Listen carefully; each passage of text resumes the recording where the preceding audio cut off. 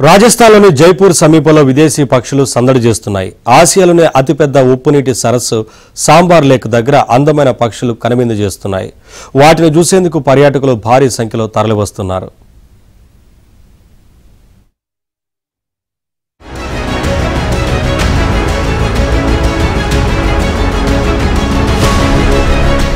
శీతాకాలం ఎంత కష్టమో అంత ఆహ్లాదం కనిపిస్తుంది. చలికాలంలో మనకు అనేక వింతలు, విచిత్రాలు, జీవన సౌందర్యాలు, ప్రక్రియ పరవళ్లు అనుభవంలోకి వస్తాయి.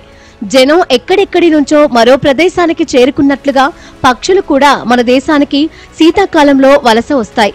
మన పులికాటైన రాజస్థాన్లోని సాంబార్ సరస్సు అయినా సరే శీతాకాలంలో వలస పక్షులకు అవక చలికాల విడిదిగా మారిపోతాయి.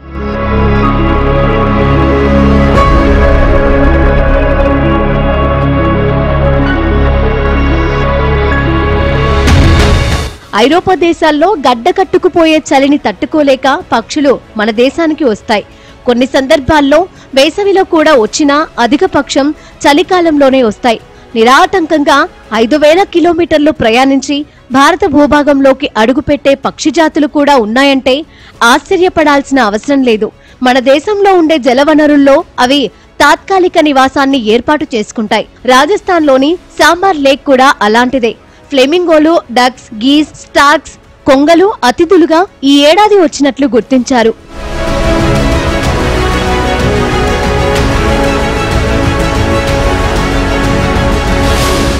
ప్రతి ఏడాది లక్షల ఫ్లెమింగోలు మన దేశానికి వస్తాయని అంచనా ఉంది.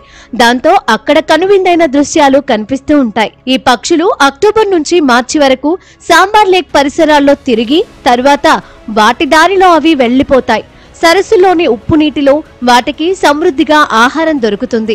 ఈ ఏడాది అక్టోబర్ 11న నిర్వహించిన ప్రపంచ వలస పక్షుల దినోత్సవం నాటికే భారీగా ఫ్లెమింగోలు వచ్చి చేరాయని పక్షి ప్రేమికులు లెక్కలు వేస్తున్నారు. నవంబర్ చివరి వరకు అవి రెట్టింపయ్యాయి.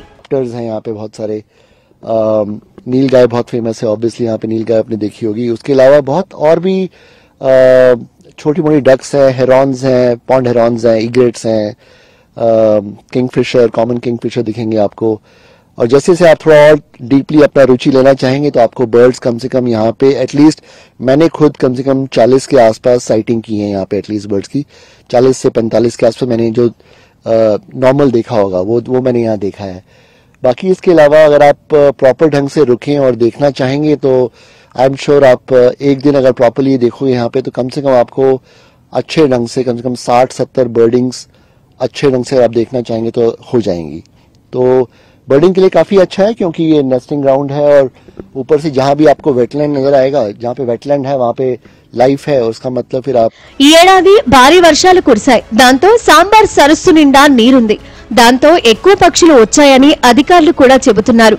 పైగా సంతానోత్పత్తికి సాంబార్ లేక్ ప్రాంతం అనువైనదిగా పరిగణిస్తున్నారు. సాంబార్ సరస్సు సెంట్రల్ ఏషియన్ ఫ్లైవేలో ఉన్నందున పక్షులు అక్కడికే వస్తున్నాయి. అక్కడ ఫ్లెమింగోలపై పరిశోధన చేసేందుకు पक्षी प्रेमिकुलू इष्टपड़तारू. नंबर में देखिए सबसे ज्यादा जो संख्या में बर्ड्स आते हैं वो लेसर और ग्रेटर फ्लेमिंगो, 2 तरीके के फ्लेमिंगोज आते हैं. इसके अलावा कई तरीके की डक्स आती है, छोटे पानी के किनारे रहने वाले वेडर्स पक्षी आते हैं और कई तरीके के जैसे आपने नाम सुना होगा कुर्जा, तो उसी की जैसे दिखने वाली एक क्रेन है जिसे कॉमन क्रेन के नाम से जाना जाता है. तो इस तरह से काफी अलग अलग तरीके के बर्ड्स यहाँ पर आते हैं. तो ओवरऑल लास्ट 12 साल की बात करें जब से मैं इसको एक्सप्लोर कर रहा हूँ तो लगभग 300 से अधिक तरीके की प्रजाति के मैं पक्षी यहाँ पे रिकॉर्ड कर चुका हूँ.